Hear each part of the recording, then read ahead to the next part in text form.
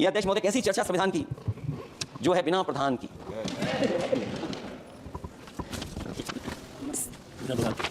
अध्यक्ष महोदय, इस सरकार में जो लोकतंत्र के साथ खिलवाड़ हुआ है, इतना कभी खिलवाड़ नहीं हुआ।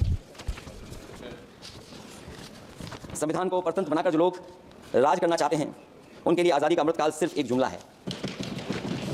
और अंत में मैं सिर्फ एक ही बात कहना चाहता हूं कि संविधान बचेगा तो न्याय बचेगा, और न्याय बचेगा तभी सबको बराबर मान सम्मान, सबको बराबर मौके मिलेंगे, भेदभाव भी मिटेगा।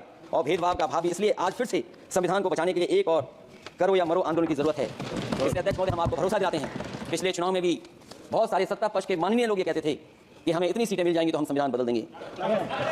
अध्यक्ष महोदय, मैं आपके माध्यम से जनता का धन्यवाद देना चाहता हूं कि उन्होंने 400 पार के नारे को गिरा दिया और विपक्ष को इतनी ताकत दे दी कि इनकी जो सपना था संविधान बदलने को, सपने को तोड़ने का काम किया।